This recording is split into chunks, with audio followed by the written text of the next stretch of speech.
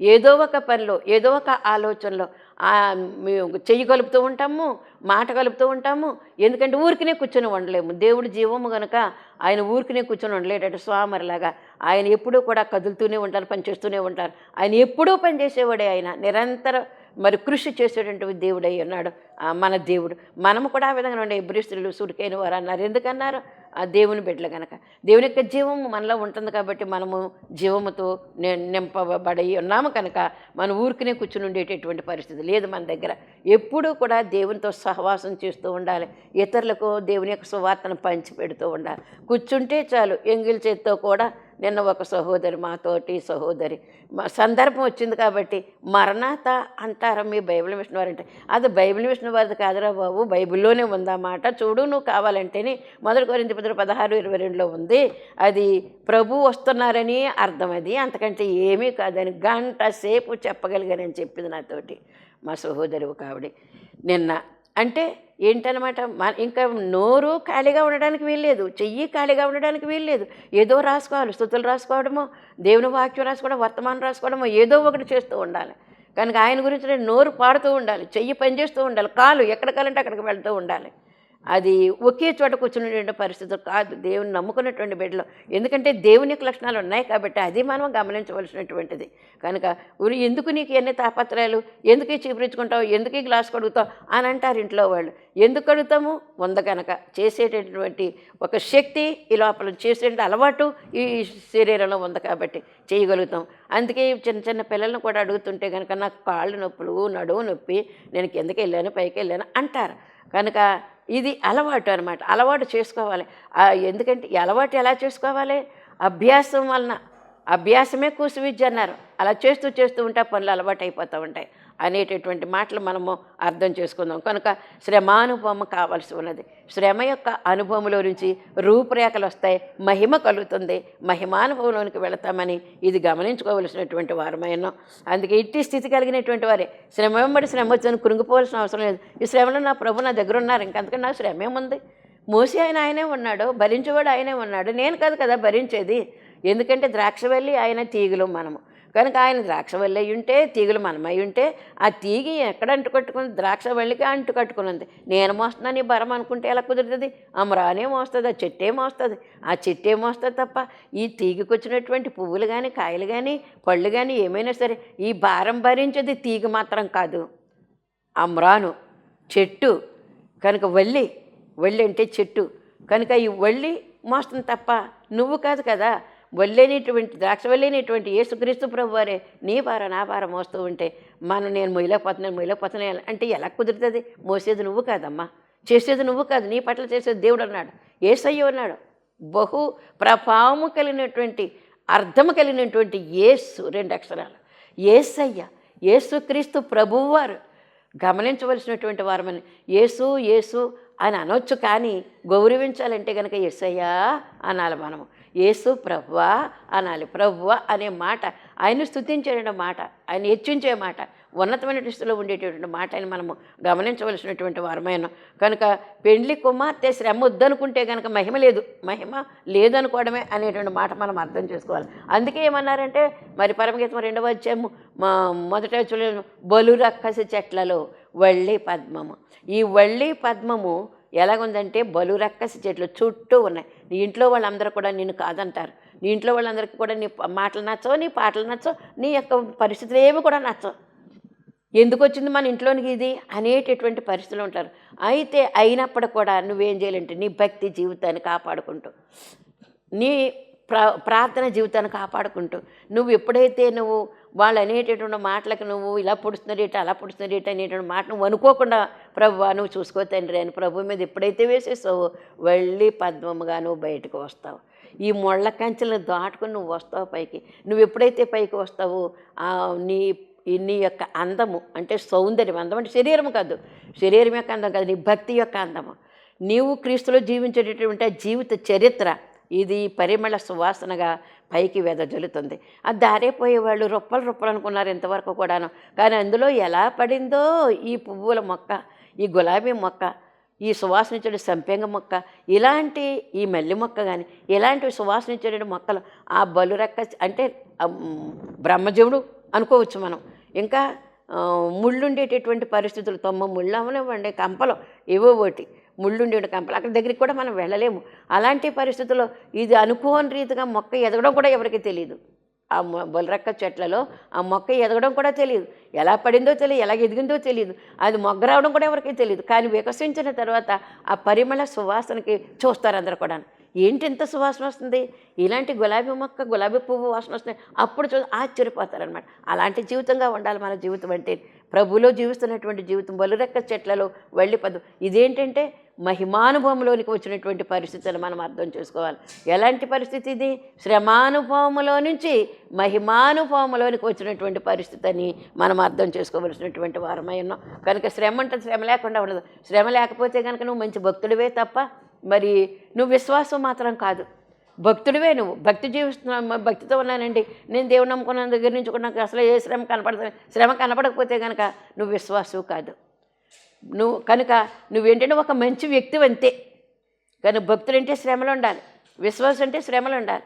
శ్రమ లేకుండా కనుక పరిమళ సువాసన నీకు రాదు. కనుక ఈ బలురక్క చెట్లలో వెళ్ళి వల్ల ఎన్ని పరిస్థితులు మన దగ్గర ఉన్నప్పటికీ కూడా అలాగా చూస్తూ ఉండాలి. ఇది అనమాట. అందుకే నీ ప్రియుడు ఎటువంటి వాడమ్మా, నీ ప్రియుని యొక్క విశేషం ఏంటి, ఆ ప్రత్యేకత ఏంటి, ఆ స్పెషాలిటీ ఏంటి అని అడుగుతారు మనల్ని. నువ్వు ఉండేటి స్పెషాలిటీ ఏంటమ్మా అని అడిగితే కనుక నువ్వు చెప్పాలి. మా ప్రార్థనలు ఎలా ఉంటాయండి, మేము 7 ప్రార్థన చేసుకుంటాము, కనిపెట్టుకుంటాము, మేము స్తుతి పాటలు ఎక్కువ పాడుకుంటాము అనేటటువంటి మాట మనమే ఇతరులకు తెలియచేయాలన్నమాట. అప్పుడు అలాగా అనుకుని వారు కూడా ఈ అంతస్తులోకి రావడానికి అవకాశం కలుగుతుందని మనము తెలుసుకోవలసినటువంటి వారమై ఉన్నాం. కనుక వేరు ప్రియుని కలని ప్రియుని విశేషం ఏంటి అని అడుగుతారు. విశేషం ఏంటంటే ఇప్పుడు ఇది మనం చదువుకున్నటువంటి శిరస్సు ఎలాగుందో, కరములు ఎలా ఉన్నాయో, పాదములు ఎలా ఉన్నాయో, అదంతా కూడా మనకి దేవుడు ఈ వచనాల్లో మనకు తెలియచేస్తూ ఉంటాడు. కనుక ఆ యొక్క అనుభవంలోనికి మనం రావాల్సినటువంటి వారమై ఉన్నాం. కనుక ప్రియుని గురించి వ్రాయబడినటువంటి గ్రంథము గొప్పది, ప్రియుడు గొప్పవాడు, ప్రియుని గురించి రాయబడినటువంటి గ్రంథము గొప్పది. ఈ గ్రంథాన్ని దైవజనులు ఏమని పేర్కొన్నారంటే పరిశుద్ధ గ్రంథము, సత్యవేద గ్రంథము అని రాయబడినటువంటి మాటలు, హోలీ బైబిల్ అని రాయబడినటువంటి మాటలు బైబిల్ మీద ఉంటాయి మనకి. అయితే దైవజనులు చెప్పినటువంటి మాట అండి, గ్రంథ రాజము అన్నారు. అంటే ఎన్ని గ్రంథాలు అయితే ఉన్నాయో ఆ గ్రంథాలన్నింటిలో కూడా రాజు అనేటటువంటి మాట.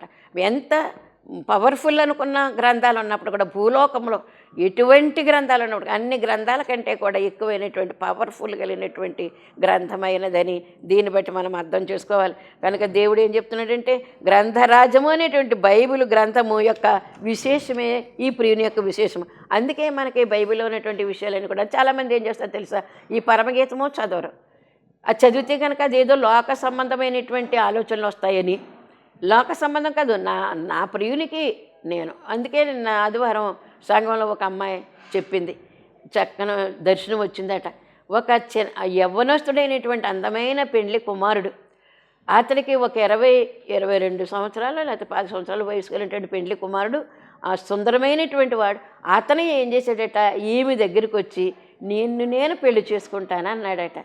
అయ్యో ఏంటయ్యా, నువ్వు చిన్నవాడివి, నువ్వు అందమైన వాడివి, నా వయసు పెద్దది, నాకు పెళ్ళైపోయి నా భర్త, నా పిల్లలు మనవలు ఉన్నారయ్యా, నన్ను నువ్వు పెళ్లి చేసుకోవడం అనేటి అడిగిందంటే ఒక్కసారి ఆలోచించండి. ఇది లోకానికి ఎలాగుంటుందంటే విడ్డూరంగా ఉంటుంది, కనుక వింతగా ఉంటుంది. కానీ అనుభవించడం వారికి మాత్రం ఇదే తెలుస్తుంది అన్నమాట. కనుక ఆవిడ అన్నదంటే ఏంటంటే నిన్ను నేను పెళ్లి చేసుకుంటానంటే ఆ మాట మరి ఇబ్బెట్టుగానే ఉంది కదా, పెళ్లి చేసుకుంటానండి. దేవుడు అంత సుందరమైన వాడు, మామూలు వాడు కాదు, మనం సుందరాతి సుందరమైనటువంటి ప్రభు మనకి, మన తండ్రి అంత అందమైనటువంటి లక్షణాలు కలిగినటువంటి వాడు. నీ ప్రియుని విశేషం ఏంటి అంటే కనుక ఎవరినైనా సరే ఆయన సృష్టిలో ఉన్నటువంటి ఆయన జీవం ఊదినటువంటి వారందరినీ కూడా తనలోనికి, తన రక్తములోనికి చేర్చుకునేటటువంటి దేవుడు అయినాడు మన ప్రియుడు. కనుక ఇది మనకి, అందుకే ఈయన యొక్క లక్షణాలు ఎంత గొప్ప లక్షణాలు ఉంటాయంటే, నీ ప్రియుని యొక్క విశేషం ఏంటమ్మా అని అడిగితే కనుక మనం చెప్పవలసినటువంటివి ఏంటంటే అదృశ్య దేవుని యొక్క అంతరంగములోని అనాది కాలం యొక్క అనంతకాలం వరకు ఉన్న ఆయన కార్యక్రమమును అన్ని లోకములను సమస్తమును ఈ గ్రంథము తెలియచేస్తుంది. గ్రంథరాజం అన్నారు అంటే గొప్ప వాటన్నిటికంటే కూడా గొప్ప గ్రంథమైనదని. ఎందుకంటే యేసుప్రభుని గురించి ఇందులోనే ఉంది, పరిశుద్ధాత్మ గురించి ఇందులో, తండ్రి అయిన దేవుని గురించి కూడా ఇందులోనే ఉంది, శిష్యుల గురించి ఇందులో, సైతాన్ గురించి ఇందులో ఉంది, ప్రతి పడిపోయిన మానవుడి గురించి, మానవుడి గురించి కూడా, పరిశుద్ధుల గురించి కూడా రాయబడింది. సమస్తము కూడా ఎందుకు రాశారంటే ఇందులోను మనకి హెచ్చరిక చేయడం కోసం అనమాట. నువ్వు పవిత్రమైన జీవితం జీవించాల్సిన తప్పిపోతే కనుక ఇదిగో బైబిల్లో తప్పిపోయినటువంటి వారి యొక్క పరిస్థితి ఏ విధంగా ఉందో చూడండి అని చెప్పడానికి మనకి బైబిల్ గ్రంథములు అన్నీ కూడా చెప్పారు. మనకు తప్పు పట్టుకునే వాళ్ళు ఎంతోమంది ఉంటారు. తప్పు పట్టుకోవడానికి నలగజేసినటువంటి వారందరూ కూడా నలగొట్టి వేసింది ఈ పరిశుద్ధ గ్రంథం. నలగొట్టి వేసి నిజమైన దేవుడు యేసుక్రీస్తు ప్రభువారు నిజమైన గ్రంథం ఈ బైబిల్ గ్రంథమేనని వారు నొక్కి ఒక్కడి నుంచి నాటి నుంచి నేటి వరకు కూడా పెద్ద పెద్ద సాక్ష్యాలు ఇస్తూ ఉన్నారు. అలాంటి మహిమానుభవంలోనికి మనల్ని నడిపించడానికి దేవుని యొక్క అంతరంగములో ఉన్నటువంటి వాటన్నింటి కూడా మనము పొదుపు పట్టి తీసుకొని మనం అనుభవిస్తూ అనేక మందికి అనుభవించేటటువంటి దారి ఏర్పాటు చేయడానికి మందల అడుగుజాడలు అన్నారు కనుక మందల అడుగుజాడలు బట్టి మనం వెళ్ళవలసినటువంటి వారమని అంతరంగంలోని విషయాలు, దేవుని యొక్క అంతరంగంలోని విషయాలు, కుమారుని అంతరంగంలోని విషయాలు, పరిశుద్ధాత్మలో ఉన్నటువంటి అంతరంగ విషయాలన్నీ కూడా మనము నేర్చుకోవలసినటువంటి వారమైన. అలాగే అందుకే అది సర్వవ్యాప్తమైపోయింది. బైబిల్ కూడా దేవుడు సర్వవ్యాపి అయి ఉన్నాడు. సర్వత్రా కూడా ఆయనే ఉన్నాడు. ఎందుకో తెలుసా? మరి ఏమీ లేనప్పుడు శూన్యంలో ఉన్నప్పుడు సృష్టిని కలుగు చేస్తాడు. కాబట్టి అంత గొప్ప దేవుడు సృష్టికర్త అయి ఉన్నాడు కనుక నిన్ను సృష్టించాడు, నన్ను సృష్టించాడు కనుక ఆయన సృష్టించినటువంటి వాడు స్వయంభవుడై ఉన్నాడు. తనంతట తానే ఉన్నటువంటి వాడు అయినా ఎవరు కూడా ఆయన కలుగు చేయలేదు కనుక ఆయన యొక్క లక్షణాలు మనము పొదుపు పట్టుకుని ఆయనను స్తుతించవలసినటువంటి వారమైన. ఆ విషయాలన్నీ కూడా చెప్పడానికి బైబిలు గ్రంథము మనకుంది. అందుకే గొప్ప నీ ప్రియుని యొక్క విశేషం ఏంటి, నీ స్పెషల్ ఏంటి, నీ ప్రియుని యొక్క స్పెషల్ ఏంటి అని అడుగుతుంటే అమ్మ నా ప్రియుని గురించి ఈ బైబిల్ గ్రంథంలో ఎంత రాయబడి ఉందో నువ్వు ఒక్కసారి చూడు, ఒకసారి వచ్చి చూస్తే కనుక నీకు విషయాలన్నీ కూడా తెలుస్తాయి. వచ్చి చూడు. అందుకే వెళ్ళమని చెప్పారు. ఈ సర్వ సృష్టికి నా సువార్తను ప్రకటన చేయండి, మీరు వెళ్ళండి వెళ్ళండి వెళ్ళండి అని చెప్పారు. ఆఖరి ఆజ్ఞ అదే కదా ఆయన మనకు చెప్పింది కనుక మార్కు సువార్త 16 అధ్యాయంలో లాస్ట్ వచనాలు చెప్పింది అదే కదా, సర్వ సృష్టికి వెళ్ళండి. మత్తయి సువార్త 24 అధ్యాయంలో కూడా 28వ అధ్యాయంలో కూడా అదే కదా చెప్పారు మనకి. కనుక వెళ్ళు వెళ్ళు వెళ్ళు, నువ్వు ప్రకటన చేయి నా గురించి, నా పని నువ్వు పుచ్చుకో అమ్మా అని చెప్పారు. అది ఉన్నతమైనటువంటి పని. ఎంతో ఉన్నతమైనటువంటి ఉద్యోగులు ఉంటే ఉండొచ్చు, ఎంతో కలెక్టర్లు అవ్వచ్చు, ఐపీఎస్ అవ్వచ్చు, ఐఏఎస్ అవ్వచ్చు, ఎంతైనా అవ్వచ్చు. కానీ ప్రభుని గురించి చెప్పినటువంటి మాట ఆ దాసురాండ్రు మరి సంచభుజాన్ని వేసుకుని వెళ్తే మనకు వేళాకాలంగాను చిన్నతనంగాను చూస్తాం మనం వాళ్ళని. కానీ సర్వశక్తిమంతుని యొక్క దేవుని యొక్క ఆ దేవుని లక్షణాల గురించి చెప్తున్నారు. నువ్వు నమ్ముకుంటే బాగుపడదు, నువ్వు నమ్ముకుంటే నరకాన్ని తప్పించబడదు, నువ్వు నమ్ముకుంటే మోక్షలోకంలో చేరుతావు, దేవుని ఒడిలోకి చేస్తావు అనేటటువంటి మాట మరి చెప్తూ ఉన్నారు వాళ్ళు. చదువు లేకపోయినా సరే మోకాళ్ళ జీవితంతో వారు నీకు చెప్తూ ఉన్నారు. కనుక ప్రపంచానికి వాళ్ళు ఒకవేళ వింతగా ఉంటే ఉండొచ్చు, కానీ అసలైనటువంటి రాజ్యం అక్కడే ఉంది. ఎందుకు తెలుసా? ప్రభుతో పాటు బల్లలో భోజనపు బల్లలో పాలు పొందుతారట. ప్రభుతో పాటు సహానుభవం కలిగి ఉంటారు. అది ఎంత ఆనందకరమైనటువంటి పరిస్థితి. అందుకే దేవుని సేవ చాలా ఉన్నతమైనటువంటి సేవ, ఉన్నతమైనటువంటి పిలుపునందుకున్నటువంటి నువ్వు, ఉన్నతమైనటువంటి సేవ చేస్తున్నటువంటి నీవు దేవుని యొక్క ఉన్నతమైనటువంటి ఏమైతే దేవుడు కుమారునికి ఇచ్చారు, ఆ కుమారుని కొన్నవన్నీ కూడా నీకే అని మనం అర్థం చేసుకోవలసినటువంటి వారమైన. అందుకే మనం సువార్త చెప్పవలసినటువంటి వారమైన. ఎటువంటి వారికైనా సరే మనం భయపడకుండా సువార్త చెప్పడానికి వెళ్ళాలి. ప్రార్థన చేసుకుని పలానా వ్యక్తితో ప్రార్థన చేయడానికి వ్యక్తికి ప్రార్థన చేయండి, వ్యక్తికి నేను సువార్త చెప్పడానికి వెళ్తున్నాను ప్రభా, నాకు తోడై ఉండని నువ్వు ఒక్కసారి మాట్లాడు దేవునితో. ఆయనే నీకంటే ముందు అక్కడ పరిస్థితులన్నీ కూడా నీకు అనుకూలంగా ఉండేటట్లుగా చేస్తాడు. అది అనుభవంతో నేను చెప్తున్నటువంటి మాటలు మీకు నేను. కనుక దేవుడు సర్వవ్యాపి అయి ఉన్నట్టు ఈ గ్రంథము కూడా సర్వవ్యాపి అయి ఉన్నది అని అందుకే గ్రంథరాజ్యం అన్నారు. అలాగే ఈ గ్రంథరాజ్యము లేకుండా చేయుటకు ఆయా కాలాల్లో బలాఢ్యులైనటువంటి వారు, ఎంతోమంది వ్యతిరేకులైనటువంటి వారు అది లేకుండా చెయ్యాలనేటటువంటి తత్వం కలిగినటువంటి వారు అయి ఉన్నారు. అందుకే పూనుకున్నారట బైబిల్ లేకుండా చేయాలి, యేసుప్రభుని లేకుండా చేయాలి, వాళ్ళ శిష్యుల్ని వాళ్ళ సువార్తను లేకుండా చెయ్యాలని ఎంతో పాటలు పడ్డారు. కానీ ఏదేమైనా గ్రంథాన్ని నాశనం చేయలేకపోయారు, యేసుప్రభు నాశనం చేయలేకపోయారు. తనంతట తానుగా అప్పగించుకున్నాడు. కానీ లేకపోతే కనుక ఎవరి తరమ కూడా కాదు ఆయన సిలువేయడానికి.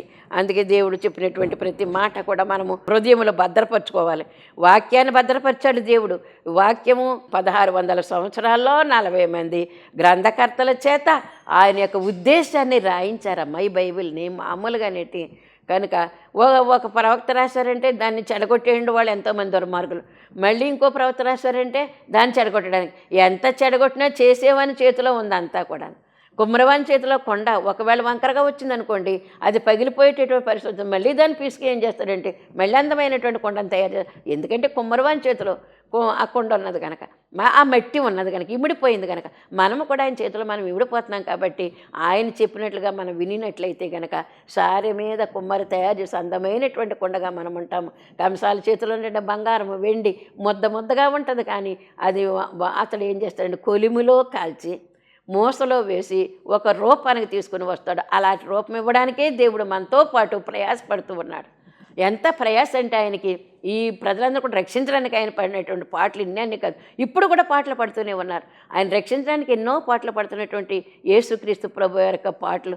ఆయన శ్రమలో మన శ్రమ మాత్రమండి, అయినప్పుడు కూడా శ్రమ పడుతున్నారండి. మన యొక్క సేవకులైనటువంటి వారు ఎంతెంతో శ్రమ పడుతున్నారు. ఆ సేవ చేస్తూ శ్రమ పడేవారి యొక్క శ్రమ ఎవరికి తెలుస్తుందా? శ్రమ పడిన వాడికే తెలుస్తుంది, కానీ మిగిలిన వాడికి అది తెలియదు. సంచిపోతానికి వేసుకుని వెళ్తున్నారు, పొద్దున్న నీళ్ళు వచ్చాడు, సాయంకాలం పోగేసుకొచ్చేసాడు అని వాళ్ళు ఎంత హీనముగా మాట్లాడుతూ ఉంటారు. అయినా పర్వాలేదు, దేవుని యొక్క పని నిమిత్తం హీనముగా చూసినప్పటికీ కూడా పర్వాలేదు. దావీదు దేవుని యొక్క ఆనందంలో పాలు పొంది నాట్యమాడితే ఆ భార్య మీకాలు ఏం చేసింది? హాస్యమాడింది, పరిహాసం చేసింది. పని వాళ్ళకంటే కూడా తక్కువైనటువంటి హీనస్థితిలో నువ్వు డ్యాన్స్ చేసావయ్యా, ఏంటి నీ పరిస్థితి, నువ్వు రాజు ఏంటి, నువ్వు ఇలాంటి పరిస్థితి? అవును, నా దేవుని యందు నేను ఆనందిస్తూ ఉన్నాను. దేవుని యందు ఆనందం అది ఎవరికి తెలుస్తుంది? అది ఆ హృదయానందం పొంగుకొని వచ్చింది. ఆ దేవుడు చేసినటువంటి మహానుభావుడు చేసినటువంటి ఆ పనులకి ఆయన ఎంతో తన్మయత్వమైపోయి ఆయన నాట్యమాడుతున్నాడు కూడా ఆయనకి తెలియదు. ఎందుకంటే లీనమైపోయి వశమైపోయాడు, దేవునికి వశమైపోయాడు. అలాంటి పరిస్థితుల్లో హేళన చేసినటువంటి ఆమెకి ఏమైందో కూడా తెలుసు మనకి. గర్భం మూయబడింది, సంతానం లేదు, తల్లి అనిపించుకుంటే భాగ్యం లేదు. అందుకే హేళన చేసేటువంటి వారు కూడా చాలా జాగ్రత్తగా హేళన చేయాలి.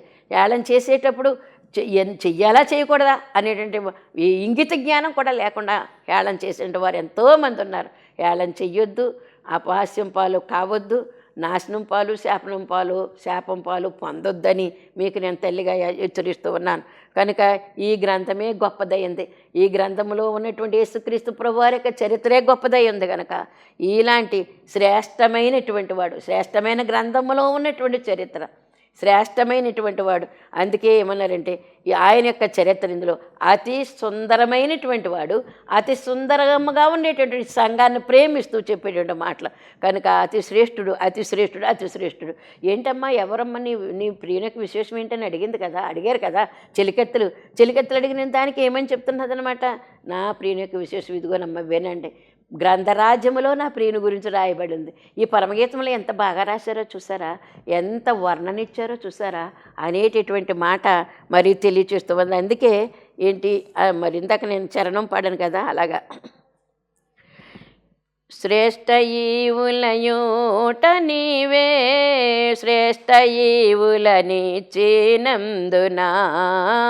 శ్రేష్ఠ ఈవులయోట నీవే శ్రేష్ఠ ఈవులనిచ్చినందున, త్రిత్వమయ్యేకత్వమైన త్రిత్వదేవా శరణం త్రిత్వమయ్యేకత్వమైన త్రియకదేవా శరణం స్తోత్రింతుము నిన్ను మాదు తండ్రి, సత్యముతో ఆత్మతో నెప్పుడు. శ్రేష్ఠ ఈవులు ఓట నువ్వేనయ్యా, నాకు ఎక్కడికి వెళ్తే దొరుకుతుంది ఈ ఓట? నీ దగ్గర ఈ ఓట దొరుకుతుంది. కనుక శ్రేష్టమైన ఈవులు కలిగిన వాడవు, శ్రేష్టమైన ఈవులు ఇచ్చేటట్టు వాడు. ఆయన ఈవులు అంటే బహుమానములు, గొప్ప బహుమానములు, సంపదలు, నీకేం కావాలంటే అది ఇచ్చేటువంటి వాడు అన్నాడు. ఇస్తాను తీసుకోమని చెప్పినటువంటి దేవుడు. మత్తయి సువార్త 7:7 ఏమనుంది? అడుగుడి మీకు ఇవ్వబడును, వెదకుడి మీకు దొరుకును, తట్టుడి మీకు దొరుకు. ఎన్ని రకాలుగా చెప్పేసాడండి ఆయన. ఒక రకంగానైనా నువ్వు అడుగు, ఏం పర్వాలేదు, ఇచ్చేటటువంటి దేవుడు, సర్వశక్తిమంతుడైనటువంటి దేవుడని.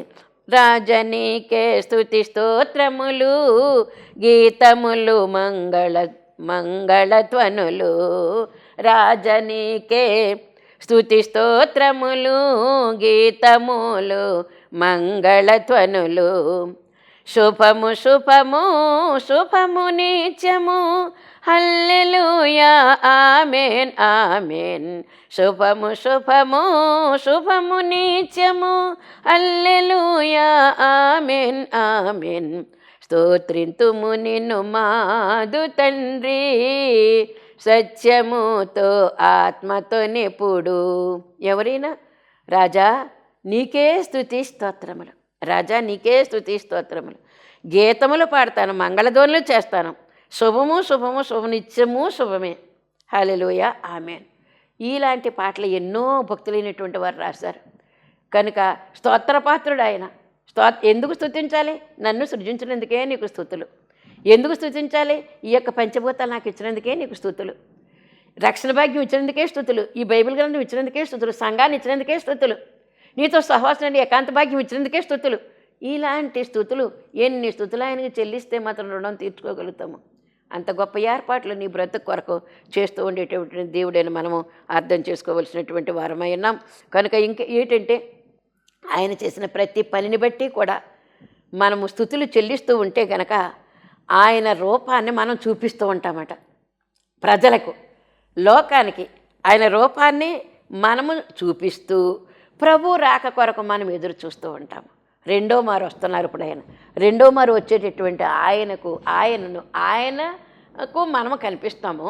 ఎలాగానో ఆయన ఇచ్చేటటువంటి వరాలను బట్టి మనము లోకాన్ని కూడా మరి కనిపిస్తాం. ఎలాగంటే దేవుని యొక్క స్వరూపము మనలో ఉంది కాబట్టి మనం లోకానికి కనిపింపచేసి వాళ్ళని కూడా ఆకర్షించుకునేటటువంటి స్థితి దేవుడు మనకి ఇవ్వాలని ఈ యొక్క వాక్యం ద్వారా మనకు దేవుడు తెలియజేస్తున్నాడు. ప్రియుని యొక్క విశేషం చెప్పాలంటే ఎంతైనా సరిపోదాం. మన జ్ఞానం ఎంత, మనం ఎంత, దేవుడు చెప్పినటువంటి మాటను బట్టి వివరించుకోగలుగుతున్నాం. కొంచెం కాకపోతే కొంచెమైనా వివరించుకుంటున్నాం. కనుక అంతా వివరించాలంటే జ్ఞానం ఎక్కడ సరిపోతుందమ్మా? సరిపోదు. అనంత జ్ఞాని ఆయన, మామూలు జ్ఞాని కదా, అనంత జ్ఞాని. అనంత జ్ఞాని అనేటువంటి ఆ దేవుని యొక్క జ్ఞానాన్ని కానీ, ఆ దేవుని యొక్క మరి పరిస్థితులు కానీ మనం ఎక్కడ వివరించుకోగలుగుతాము? మన జ్ఞానానికి అందదు. అందుకే కొలస్సీ పత్రిక 1:15 ఏమని రాయబడింది? అనాది దేవుడు అంటే ఆది అంతం లేనిటువంటి దేవుడు. అనాది దేవుడు అంటే అనాది అంటే ఆది లేనప్పుడే ఉన్నటువంటి దేవుడని. ఆయన అదృశ్య దేవుని స్వరూపి అయి సర్వసృష్టికి ఆది సంభూతుడై ఉన్నాడు. ఆయన లక్షణాలు ఇవి. ప్రభు యొక్క లక్షణాలు అలాగే ఏంటి? ధవళవర్ణుడు, రత్నవర్ణుడు అని చెప్తున్నాం. అంటే ఈ ధవళవర్ణుడు అనే దాంట్లో పరిశుద్ధత కనిపిస్తూ ఉంది. అలాగే రత్నవర్ణుడు అనే దాంట్లో ఆయన భూమి కంటే కూడా ముందున్నాడు. ఆయన ఆదంటూ ఏదైతే ఉందో ఆది లేనప్పుడే ఆయన ఉన్నాడు. అనాదిలో ఆయన ఉన్నటువంటి దేవుడు. అదృశ్య దేవుడు ఏంటి? కనపడాడు ఆయన, మన కంటికి కనిపించడు, కానీ అంత వ్యాపించి ఉన్నాడు ఆయన. మన కంటికి కనిపించడు, అంతటా వ్యాపించి ఉన్నాడు, సర్వం వ్యాపించి ఉన్నాడు. ఇది ఆది సంభూతుడు. సంభూతుడు అంటే సృష్టికి మూలమైన వాడు, సృష్టికి ముందున్నటువంటి వాడు. కనుక 16వ వచనం కూడా మనం చూసినట్లయితే సర్వమును ఆయన యందు సృజింపబడును. నీ ప్రియుని విశేషం ఏంటి అని అడుగుతున్న దానికి చెప్తున్నటువంటి మాటలు అన్నమాట. సర్వమును ఆయన యందు సృజింపబడును. ఆయన అన్నిటికంటే ముందుగా ఉన్నవాడు ఆయనే సమస్తమునకు ఆధారభూతుడు. ఆది సంభూతుడు, ఆధారభూతుడు. ఈ చెట్లు చేమలు ఉన్నాయా, కొండలు జలాలు లోయలు ఉన్నాయా, ఇవి ఏవైతే ఉన్నాయో అన్నిటి కూడా ఆయనే కదా ఆధారము. కనుక ఆధారభూతుడై ఉన్నాడు. సంఘం అనేటువంటి శరీరానికి ఆయనే శిరస్సు. సంఘం ఏర్పాటైంది దేవుని పేరట, యేసు నామములో సంఘం ఉంది. ఈ సంఘానికి ఎవరు? ఇదొక శరీరం అయితే ఆ శిరస్సు ప్రభువే. ఆయనే నడిపిస్తాడు. శిరస్సు లేకపోతే మొండానికి ఏమన్నా విలువ ఉందా? లేదు. ఈ ఈ ఈ శిరస్సు వేరు, శరీరం వేరుగా చేసేస్తే దానివల్ల ఉపకారం ఏమీ లేదు. ఈ రెండు కలిసి ఉంటేనే ఈ శరీరం ఎక్కడికైనా వెళ్ళగలుగుతుంది. ఇక్కడ ఉన్నటువంటి తలలో ఉన్నటువంటి ఆలోచనలన్నీ కూడా ఈ అవయవాలకి జారీ చేస్తాయి. నడువు అని, లేదా తిను అని, లేదా తాగు అని. ఈ జారీ చేసినటువంటి క్రియలు ఆ ఆర్డర్ ప్రకారంగా ఈ కార్యక్రమాన్ని కూడా ఈ అవయవాలన్నీ కూడా చేస్తాయి అన్నమాట, కార్యాలు చేస్తాయి. అది ఆ శరీరం కలిసి ఉంటేనే ఆ తలతోటి దానికి విలువై ఉన్నది. అందుకే ఆధారభూతుడు. శరీరానికి ఆయనే శిరస్సు. ఆయన ఆది అయ్యుండి మృతుల్లో నుండి లేచుట్లో కూడా ఆది సంభూతుడు. ఆయన ఉండటానికి ఆయనే, మృతుల్లోంచి లేచాడు అంటే కనుక ఆయనే. మొట్టమొదటి లేచినవాడు ఆయనే కదా. కనుక అన్నిటికీ కూడా ఆది అయి ఉన్నటువంటి వాడు కనుక ఆది సంభూతుడు ఆయన. మనం ఎఫెసు 1:6 జగత్తి పునాది వేయబడక మునిపే ప్రేమ చేత ఆయన క్రీస్తులో మనల్ని ఏర్పరచుకున్నాడు. ఇది చూడండి, ఇంకా ఆయనైతే ఉన్నారు, ఆదికి ముందున్నారు, ఆది తర్వాత ఉన్నారు. ఆయన ఆది అంతం లేనిటువంటి వాడు, ఆది అంతమై ఉన్నాడు, ఆది అంతం లేనివాడై ఉన్నాడు. అలాంటి దేవుని బిడ్డలమైనటువంటి మనము ఆయన చేత ఏర్పాటు చేయబడ్డామాట. ఏర్పాటు చేయబడకపోతే కనుక మనం ఇక్కడికి రామండి, దేవుని దగ్గరికి రాలేము. లోకంలోనే కుట్టుమిట్టాడుతూ ఉంటాం, మన కుడితోలు ఎలకలా పడి ఏడుస్తూ ఉంటాం తప్ప మన పైకి లేవని తోడు ఎవడో లేడు. కానీ అందుకే రక్షణ జ్ఞానం దేవుడు మనకిచ్చాడు. నాకు రక్షణ కావాలనుకునేటువంటి జ్ఞానం మనకి కలిగించాడు దేవుడు. రక్షణ తీసుకున్నాం కాబట్టి ఏర్పాటు యొక్క సంతానమై ఉన్నాం, ప్రభు యొక్క సంతానం ఏర్పాటు అయ్యి ఉన్నాం కనుక. అందుకే జగత్తు పునాది వేయబడక మునిపే ప్రేమ చేత, ఏంటి మన మీద ఉండే ప్రేమ చేత తప్ప మనం యోగ్యమైన కాదు సుమా, మనం పాపం లేని వారని కాదు సుమా, మన మీద ప్రేమ ఉంది కాబట్టి మనం ఎటువంటి వాళ్ళమైనా కూడా ఆయన ఏం చేశాడంటే ఆయన క్రీస్తులో మనలను ఏర్పాటు చేసుకున్నారనేటువంటి మాట. మొదటి పేతురు పత్రిక 1:20 కూడా ఏమనుందంటే ఆయన జగత్తు పునాది వేయబడక మునిపే, ఎఫెసీ 1:6లోని ఇదే ఉంది. ఏంటి జగత్తు పునాది అంటే లోకానికి పునాది వేయక ముందే నువ్వు నేను ఉన్నాము, ఆయన దృష్టిలో ఉన్నాము. ఎంత గొప్ప ప్రణాళిక చేశాడు దేవుడు. వేవడు మునిపే నియమింపబడెను, కానీ తన్ను మృతుల్లో నుండి లేపి తనకు మహిమనిచ్చిన దేవుని ఎడల తన ద్వారా విశ్వాసులైన మీ నిమిత్తము కడవరి కాలముల యందు ఆయన ప్రత్యక్షపరచబడెను. కనుక మన నిమిత్తమైన ప్రత్యక్షపరచబడ్డాడు, తండ్రిని కనపరచడానికి ఆయన ప్రత్యక్షపరచబడ్డాడు. ఎందుకు యేసుక్రీస్తు ప్రభువారు మానవ రూపంగా ఈ లోకానికి రావాల్సి వచ్చింది అంటే తండ్రిని కనపరచడానికి. పిలుపుతోటి అన్నాడు కదా, తండ్రిని మాకు చూపించయ్యా అంటే ఏమన్నాడు, ఇదేంటి ఇంతవరకు కూడా నేను మాట్లాడుతూనే మీదుగా ఉన్నాను, మీతోటే ఉన్నాను కదా, తండ్రిని చూపించడం వేరుగా అడుగుతున్నా పెట్టి తండ్రి నేను ఒకటే కాదా, ఒకటి కాదా అని ప్రశ్నించాడు ఆయన యోహాను సువార్త 14వ అధ్యాయంలో. కనుక ఆయన ప్రత్యక్షపరచబడ్డాడు నీ కోసం నా కోసం కూడా. క్రీస్తు ప్రభుగా ప్రత్యక్షపరచబడ్డారు. దేవుడిగా వస్తే కుదరదు, అందుకే మానవుడిగా వచ్చి మానవుడు అంటాడు మన కోసం ఆయన శ్రమపడి మరి చనిపోయి సమాధి చేయబడి తిరిగి లేచినటువంటి విషయాలని మనం అర్థం చేసుకోవాల్సినటువంటి వారమైన. యోహాను సువార్త 20:26-29 చూసినట్లయితే కనుక తోమా దగ్గరికి రాలేదా, ఆయన డౌట్ పడుతూ ఉన్నాడట. నిజంగా మీరు చూశాను అంటున్నారు కానీ నేనే కానీ ఉంటేనా ఆ చేతుల్లో అరచేతుల్లో మేకలు కొట్టినటువంటి ఆ చేతులు తీసుకుని నేను వేలు పెట్టి ఓ నిజమే దేవుడు ఓకే యేసయ్యే ఓకే అని అందును నేను, మీరు దద్దమ్మలు కాబట్టి మీరు అంటున్నారు మీరు అంతే అనేసాడట తోమ. అందుకు ఆ సంశయాన్ని కూడా తీర్చడానికి యేసుక్రీస్తు ఎంత దయగలివాడు, ఆ తోమాను కూడా విడిచిపెట్టకుండా. ఎందుకు నా యందు ఎంత చేసి 3.5 సంవత్సరాలు నాతో కూడా తిరిగి నేను చేసిన విషయాలన్నీ కూడా నువ్వు చూసుకెళ్ళారు, చూసి ఎన్ని అద్భుతాల దగ్గర ఉన్నావో అన్ని అద్భుతాలు కూడా చూసావు కదరా అబ్బాయి నువ్వు. అయితే నువ్వే నన్ను నమ్మకపోతే ఇంకా నువ్వు వేస్ట్, నా దగ్గర రావద్దని పంపించేసాను దూరంగా. కానీ అతను ఎందు కూడా ఏం చేశాడని దేవుడు దయగలిగినటువంటి వాడు. ప్రతి ఒక్కరు కూడా ఆయనకు కావాలి. ప్రభువా నీకు వందనాలు, గ్రంథరాజ్యమైనటువంటి బైబిల్లో ఉన్నటువంటి విశేషాలన్నీ ప్రియుని యొక్క విశేషం అని చెప్పుకుంటున్నాను తండ్రి. ఈ గ్రంథం విశేషము, సంఘం విశేషము, క్రీస్తు ప్రభువారి విశేషము అంటే ప్రత్యేకత స్పెషల్గా ఉండేటటువంటి ఆయన.